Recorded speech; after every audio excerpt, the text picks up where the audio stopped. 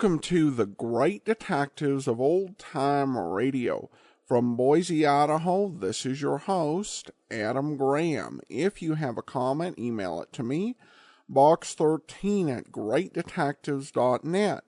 Follow us on Twitter at Radio Detectives and become one of our friends on Facebook, facebook.com/Radio Detectives. Before we do get started, I do want to say our listener support campaign does continue, and I'd like to thank Timothy and Donald so much for their support, as well as Kate. And you can support the Great Detectives of Old Time Radio on a one-time basis, support.greatdetectives.net, or by mailing in a check to Adam Graham, P.O. Box 15913, Boise, Idaho, 83715. Or by going to patreon.greatdetectives.net. Among the thank you gifts we do have for the one-time donations include at the $20 level one of the great Colonial Radio Theater audio dramas, including some of their great adventure stories, such as the fantastic adaptation of King Solomon's Mine, or Zorro and the Pirates Raiders. We will send that at your request with a donation of $20 or more. And again, that's support.greatdetectives.net.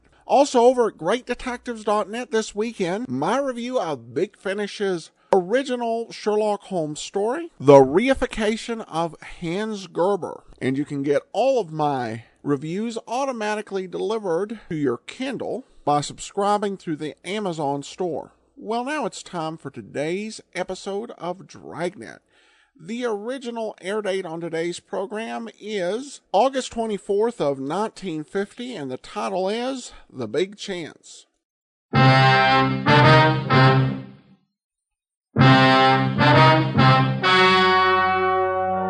story you are about to hear is true. Only the names and locations have been changed to protect the innocent. Dragnet.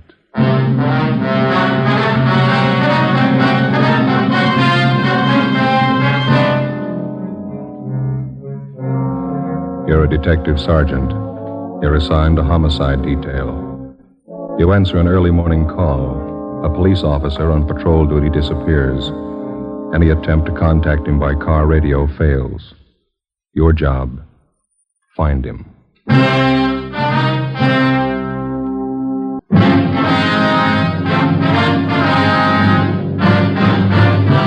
Dragnet, the documented drama of an actual crime. For the next 30 minutes, in cooperation with the Los Angeles Police Department, you will travel step by step on the side of the law through an actual case from official police files. From beginning to end, from crime to punishment, Dragnet is the story of your police force in action. It was Monday, June 4th. It was sultry in Los Angeles. We were working the early morning watch out of homicide. My partner's Ben Romero. The boss is Chief of Detectives Thad Brown. My name's Friday. It was 6:45 a.m. when we got to the Imperial Highway. San Pedro cutoff. Hi. Friday and Romero? Yeah, that's right. Pete Sutton, Sheriff's Department. How are you? Hello. We got here as soon as we could. Inspector Bowers fill you in? Yeah, Ed Baxter in Central Homicide told us to check with Bowers at the sheriff's office. And Bowers directed us to come out here and lend you a hand. This thing happens so close to the county line, they figure both departments ought to go to work on it. Sure, glad to have you. Looks like a tough one. Is this the highway patrol car the missing officer was assigned to? Yeah. This is just the way we found it. We turned off the ignition. Motor was running, lights were on. Must have been idling quite a while. The temperature was up pretty high. When'd you find it this way? 45 minutes ago. Missing patrolman's name is Eugene Brewer. State Highway Patrol called the Sheriff's Department a little before 6 a.m. Told us the missing officer wasn't acknowledging his radio call. I talked to Mark Benson. Is the radio all right? We checked it. In fact, it was operating normal when we found the car. Mike was out of the bracket, laying on the seat there. Yeah. Any ideas? No signs of struggle. No blood stains. This asphalt here. No footprints anywhere. Nothing on the shoulder of the road. You said the car was running? That's right. That eliminates any engine trouble. Yeah. No, there's more to it than that. Gotta be. Nobody has any idea why or when he left his car. Huh? You've got it all. You know as much as we do. What was the check on Brewer? Mark Benson says he's one of their top men. Been with Highway Patrol for 8 years. Good record all the way. Have you talked to anybody around here? Pretty remote spot out here. A lot of truck gardens, that's about all. My partner, Dave Terry, turned up one man. Maybe he's got something. That's him over by our car. Hey, Dave, would you send him over here, please? Who is the fellow? One of the farmers. Works at truck garden out here. Name's Henry Taniguchi. Lieutenant Sutton? Yes, sir. Mr. Taniguchi, this is Sergeant Friday in Romero. Oh, yes, sir. Oh, yes, sir. I know you filled my partner in, but would you mind going over it again for us? Oh, all right. I can tell you very little. You know, we start work early in the garden. Yes, sir. Conrad, a fellow I work with, Conrad Ishikawa, we started in the string beans about 5 o'clock this morning. Bean patch near Imperial Highway. Yeah. We noticed a headlight stop off the side of the road. This happened all the time along the highway, but this stayed very long. Mm-hmm. About what time did you notice this, Mr. Taniguchi? Must have been 10 minutes past 5. I remember ask Charlie Fujikuni, our cultivator man, what time was. I see. Did you see or hear anything out of the ordinary? Oh, no, sir. We wait a while, and headlight do not move. Conrad and I decided maybe somebody was in trouble. This highway quite deserted early morning hours. What'd you do then? We walked up to see what was wrong. When we get close, we could see was state highway car, so we know everything all right. Mm-hmm. Did you see the officer in the car? Oh, no. Door was open on the other side. We thought maybe officer investigate something down in the brush. Did you see him down there? Oh, no. We just think he was check up something. So we go back to work. You saw nothing out of the ordinary, nothing unusual? No, we don't. We hear the radio play. We know everything okay. That checks out. The radio was functioning when we got here. Mm-hmm. You didn't notice any other cars around anywhere, did you? No, sir. Thank you very much, Mr. Taniguchi. Here's my card. Appreciate it. If you think of anything else, please let us know. Oh, yes, sir, I will. What happened to officer in this car? We don't know. Oh, he's all right. Probably look for somebody. Well, that makes us even. We're looking for him. Monday, June 4th, 8 a.m. According to our instructions, we headed back to the Hall of Justice to check in with Inspector Gordon Bowers and Captain Garner Brown of the Sheriff's Department. They were coordinating the search for the missing highway patrolman, Eugene Brewer. Inspector Ed Backstrand, Central Homicide, was helping out. To the peace officer, cooperation with all branches of the various law enforcement agencies is essential. Each man on the force knows the value of a coordinated effort. He knows that without the aid of the many divisions of law enforcing bodies in his city and county, the task of maintaining law and order would be a total failure. The local officer depends on the men in the federal, state, and county departments as they depend on him. Without this coordination, no one department could survive. 8:25 a.m., we met with Inspector Bowers and Ed Backstrand in the sheriff's office. Nothing, huh? Nobody saw him. If somebody did, we haven't found him, Inspector Bauer. We both figured the only thing to do was to ask for cooperation of the newspapers. We got it. Pretty good layout, huh? There's stories in every morning edition in town. They're running a picture and full description of the missing patrolman. Well, we talked to everybody we could find in the general area out there. We worked 2 hours at it. The spot where the patrol car was found is pretty remote. A couple of gas stations, some vegetable gardens. We told you about the Taniguchi fellow. Checked all his friends that worked with him. They couldn't add anything. Maybe the newspapers will turn up something. I sent a special detail out there to fan out and search the entire area, 5 square miles. Yeah, it'll take time. There's nothing else we can do. No, there's nothing more we can do. There's nothing anybody can do until we can show them the patrol cars how to carry 2 men. Nobody seems to be able to do anything about it. Maybe they will now. Sending one officer out in a patrol car is like trying to run a trolley line with 1 man. How many cases can you remember in our department? Ed Dudman pulled a car over in Dogtown at 3 o'clock one morning. I remember. Driver turned out to be a guy with a record. Dudman couldn't know that. While he was making out the traffic ticket, the guy shot him down in the street. Dudman died before he could get help. Yeah, we do a lot of griping in the detective division, but those men in the patrol cars and the motorcycle boys, they get the dirty end of the deal for sure. You bet they do. When a detective is sent out on a job, he knows who he's after, what he looks like, what he can expect when he finds him. The boys in the patrol cars answer a call at 390 or 415 or 507. Sure, we know what they're supposed to be, but how often do they turn out that way? Prowler or peeping Tom? How many times do they have a gun in their pocket? How many cops do they kill every year? We've all been through it. We know what it is. Yeah, but how often do we think about it when we're griping on stakeouts? Let me tell you something. This goes for me as well as you. Let's not forget who the real cream of the force is, the backbone of any police department. Men on wheels. No question there, Skipper. Sorry, I didn't mean to make a speech, but when something like this happens, it gets to me. They're riding on short odds as it is. There ought to be 2 men in every patrol car. Well, I wish it'd been somebody else with Brewer. The guy on the job just doesn't disappear without a trace. It's just what he's done. We've checked everywhere, everything. Excuse me. Powers.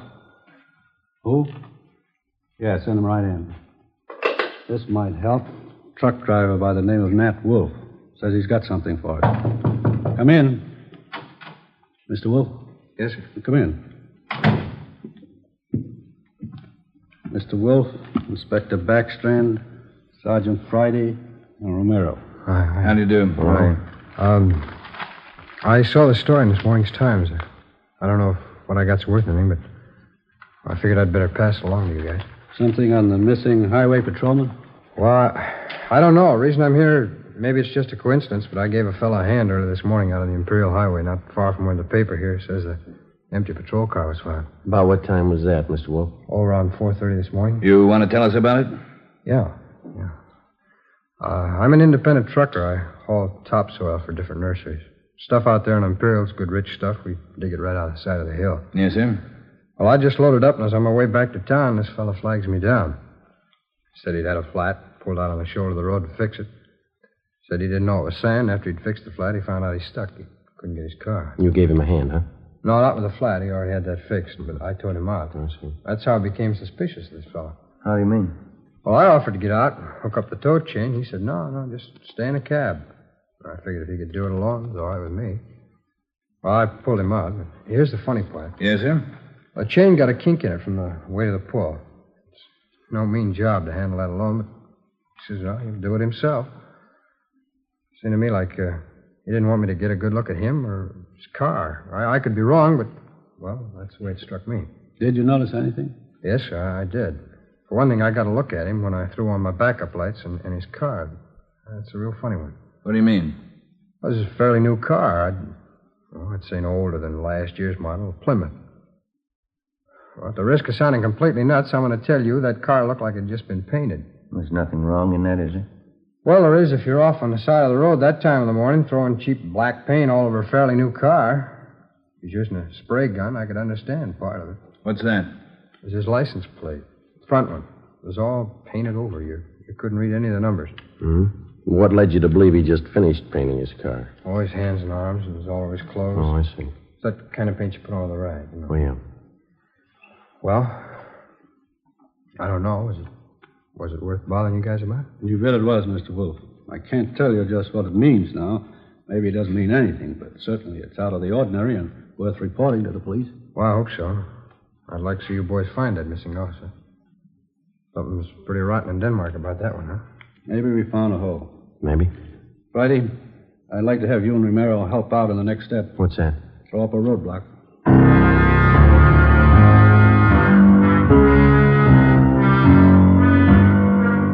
10:30 a.m. Before we left the sheriff's office, the truck driver, Nat Wolf, gave Inspector Bowers a description of the man in the Plymouth sedan. Together with Lieutenant Pete Sutton and Dave Terry, we drove to the Imperial Highway. Nat Wolf showed us the spot beside the road where he towed the man. The area was checked, and sample scrapings of the black paint were taken. There was no chance of taking a tire impression because of the loose sand in the area. All physical evidence was taken back to the crime lab for analysis. Nat Wolf returned to the office to check through mug books for possible identification of the man he helped out. Meantime, a special detail of men continued to search the area where the missing patrolman had disappeared. 3 a.m. According to instructions, a roadblock was established at the spot where the abandoned patrol car had been found. Imperial Highway, San Pedro cutoff. KGP, Los Angeles. You have an A6 in Springs, 11860.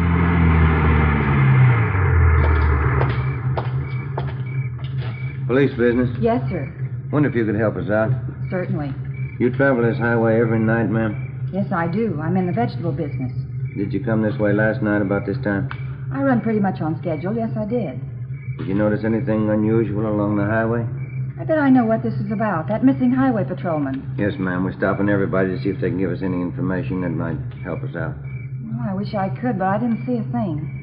That poor fella. Do you think you'll find him? We're trying awful hard. Sorry, I can't help you. Can I go now? Yes, ma'am. Thank you. How'd you do? Nothing. What time you got, Joe? Almost 4. Got a little more hot coffee in that jug. You want some? It's fine with me, yeah. Mm-hmm.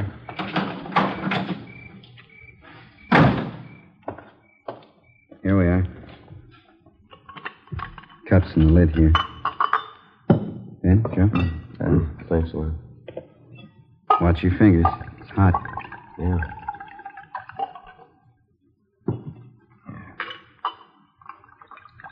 It's good. I'll take this one. I want to put my coffee on the fender here. Don't knock it off, huh? No worries. Thank you. Hey, wait a minute. Wait a minute, fella. Can you see my light? I haven't even got a cigarette. I mean my flashlight. I got a cigarette lighter if that'll do you any good. You've been drinking, haven't you? Yes, I have. I never get drunk, but I've had a little drink. I'm sorry, but I'm going to have to ask you to pull over to the side of the road. Okay. What happened to my car? It's broke. You better let me do it, huh? You want to slide over a little bit there? I never pick up hitchhikers. No, I'm just going to move your car off the side of the highway now. Any trouble, Joe? No, 502. We'll have to hold him a while. Well, tell your friend to get in, too. It's a sedan. We're not going far.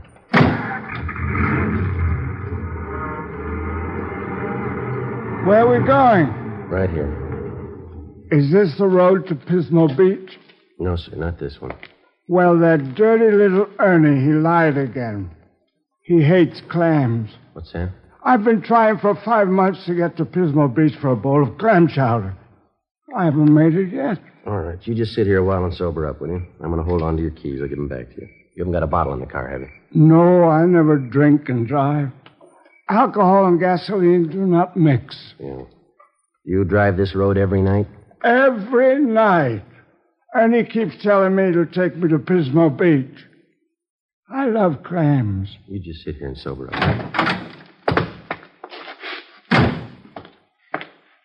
Happy drunk? Yeah, he's too drunk to drive. Yeah, getting along towards daylight. Where'd I put my coffee? Oh, I put it over here, Joe. Afraid we knocked it off. Oh, thanks.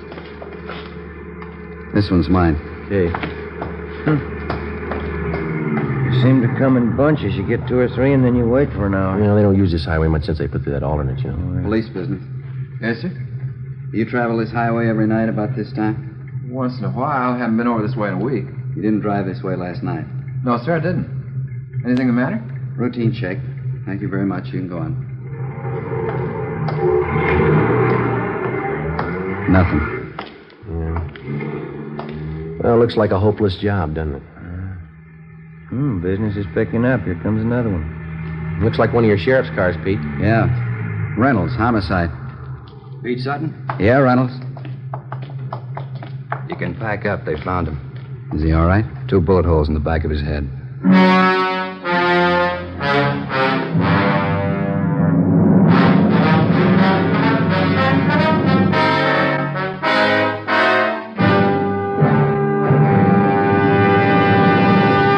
You are listening to Dragnet.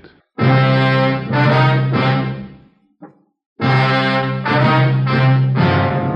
a.m. Tuesday. The body of Highway Patrolman Eugene Brewer was found half buried in a shallow grave approximately 4.5 miles from the point where his car had been found standing on the highway.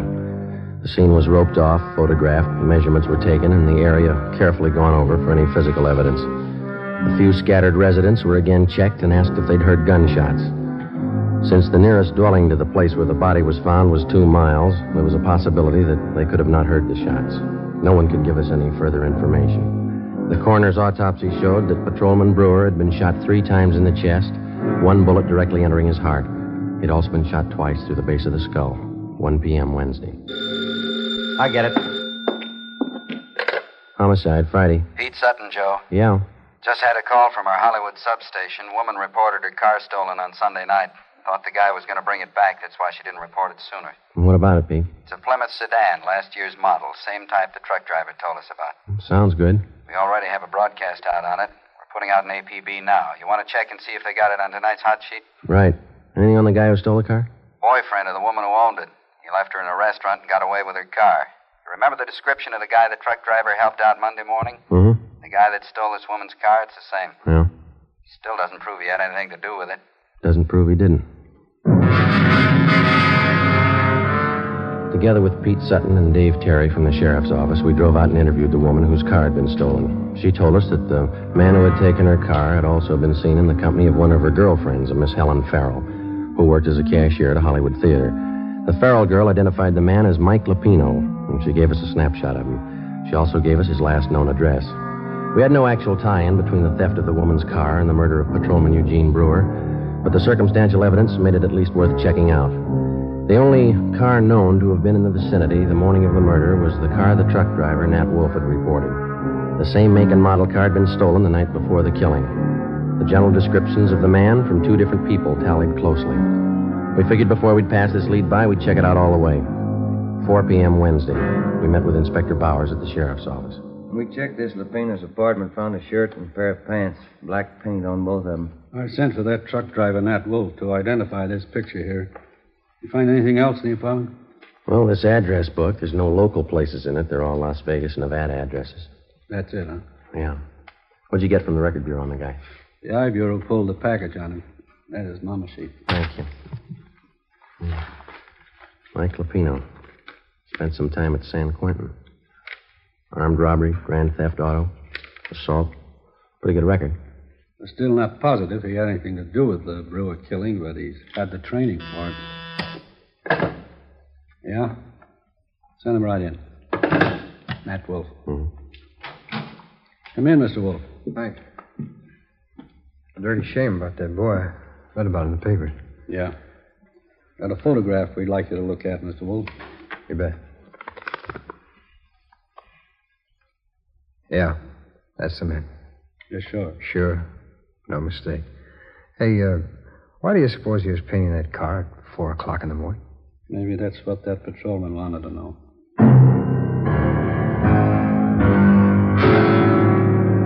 We waited for an answer on the APB. 2 days passed. Saturday, June 9th. We received a phone call from the Las Vegas, Nevada Police Department. The stolen black sedan had been found in the downtown area of Las Vegas. We requested them to put a stake out on the sedan and asked them not to disturb either the car or its contents. Together with Pete Sutton from the sheriff's office, Mark Benson from the Highway Patrol, and Ray Pinker of our crime lab, we flew to Las Vegas. Pinker checked the stolen car. Embedded in the rear seat were 2 spent bullets. There were also bloodstains on the seat and on the floor of the car. Pinker flew back to Los Angeles, where the evidence was analyzed.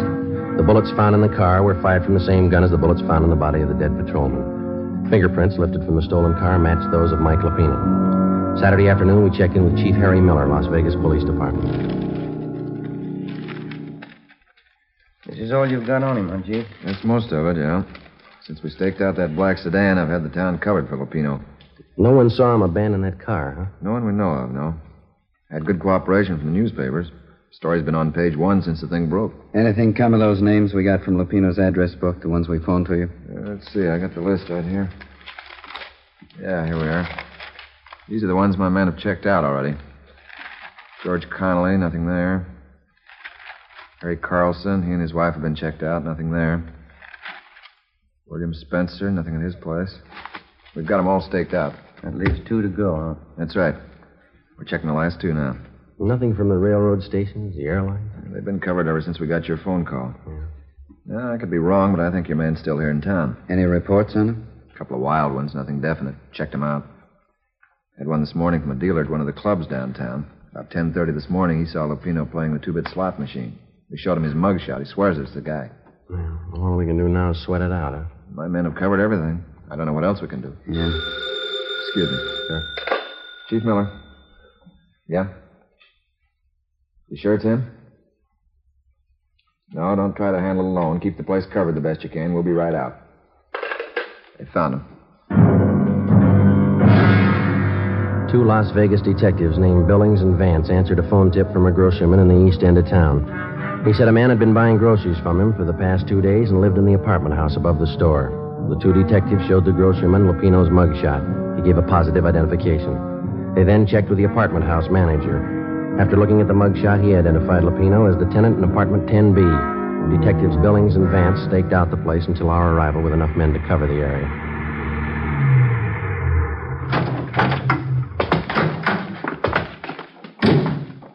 Vance?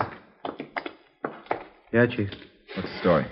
Well, he's in there. Hasn't been out all day. Apartment 10B. We'll take the front, Chief. Manager thinks Lupino has a gun. Maid was cleaning the apartment, found some loose slugs in the dresser drawer. You still want it, Friday? Oh, it's our headache. Joe and I will go in, Chief. Right. Vance, get some men up on the roof to cover. We've already fanned them out around the building. I don't know what they tell you in L.A. on one of these things, but here we tell them to be careful. Right, Chief. Joe? Let's go.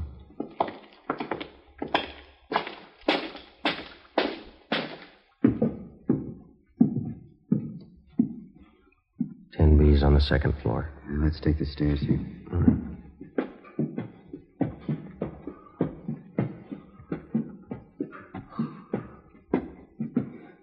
It's a long way up, isn't it? Yeah.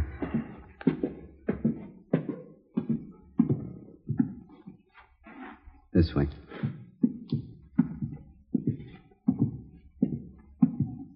Here we are. You cover, huh? Yeah.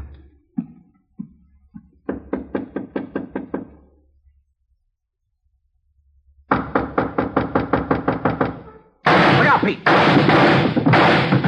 Shot right through the door. Yeah, he's got two left. He's got another gun. Now, let's take him. One good kick ought to get the lock. Right. Just a minute. Now, let's go, Pete. Watch it. I got it. Watch that gun, will you? Drop it, Lupino.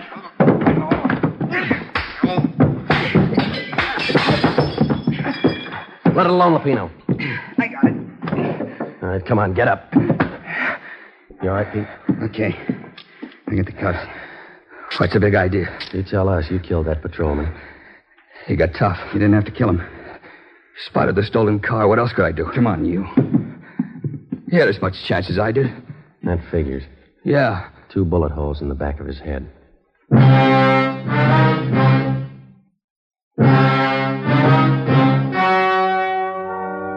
The story you have just heard was true.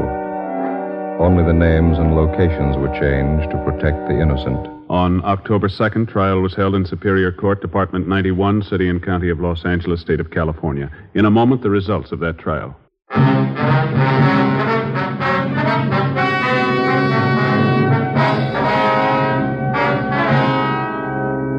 Michael Everett Lupino was tried and convicted of murder in the first degree. The jury failed to recommend the death penalty. Lupino is now serving his life term in the state penitentiary.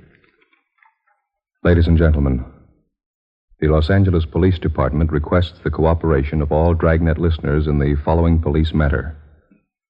The Los Angeles Police Department would like every and any information regarding a gun fitting the following description: .38 caliber special Smith & Wesson revolver, gold seal model. The gun has a blue steel 4-inch barrel. The serial number is 210088. 210088. If you have any information as to the past or present whereabouts of this gun, contact W.H. Parker, Chief of Police, Los Angeles, California. This is a very important matter. All information furnished will be held in strictest confidence. Thank you. You have just heard Dragnet, a series of authentic cases from official files. Technical advice comes from the Office of Chief of Police W.H. Parker, Los Angeles Police Department. Coming up, Duffy's Tavern. 3 chimes mean good times on NBC.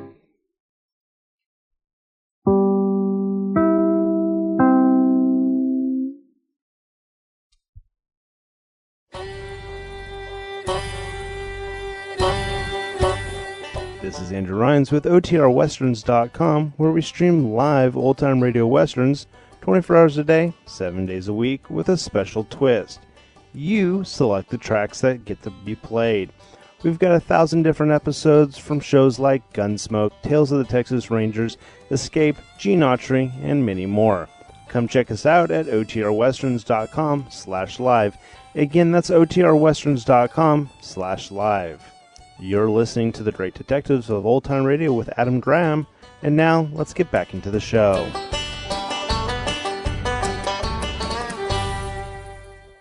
Welcome back. Well, this episode featured a slight difference in the beginning. Only the names and locations have been changed to protect the innocent. And in many ways that makes sense, because the circumstance of this death doesn't necessarily scream an event that had to have happened in Los Angeles in the urban section. Now, there were sections of particularly the greater area that were a little less populated, where some aspects of the story may have been more plausible. But it was interesting that they admitted that the location was changed for the episode to raise really awareness about the risk that patrol officers face, not only in Los Angeles, but all across the country. Also, we saw Raymond Burr returning as Ed Backstrand. So apparently retirement didn't take, or more likely, they just decided to ignore the continuity, because the Dragnet's never been dependent on the internal show continuity. But at any rate, it was good to hear Raymond Burr back. All right, well, on to some listener comments and feedback. Tam sent along a very nice, encouraging note with his donation, and we also received this letter from Kate, written on a very nice card. Kate writes, I'm a great fan of the great detectives of old-time radio. And I should say this is a handwritten letter, so I definitely appreciate the effort here. Thank you for bringing us these little slices of days gone by. I especially enjoy yours truly, Johnny Dollar, and Dragnet. Bob Bailey is delightful, and the character of Johnny is written so well. He can be hard-boiled, but most of the time is just over-easy. I love it when he just throws away the expense account because his service either wasn't necessary or for some poignant reason. The guy has such heart and as well as integrity.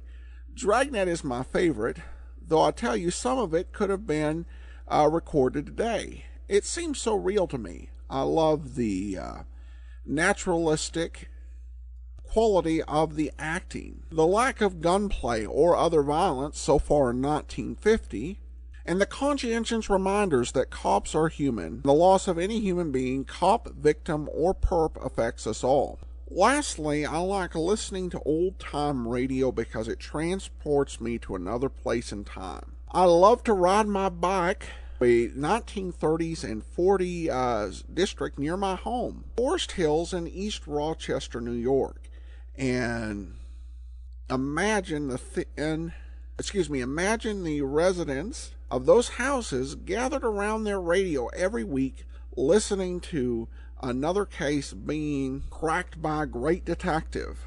Well, thank you so much for your kind note, and definitely a lot of good points in there. And certainly the lack of gunplay would be something that would find Dragnet throughout all of its seasons and shifts. And I think it has a very interesting effect because it's played realistically. When there is gunplay and there is violence, it feels impactful. It feels like something exciting, important, and out of the ordinary has happened. When you have a program where violence happens every week, it's just kind of desensitizing. It's like, yeah, somebody got shot. Somebody gets shot every week. And certainly there are programs, Dragnet in particular, but it's not the only one. Of course, our last listener support special really had a feel of currency and of being something that could have been taken right from the headlines right now. But thank you so much for listening, Kate, and I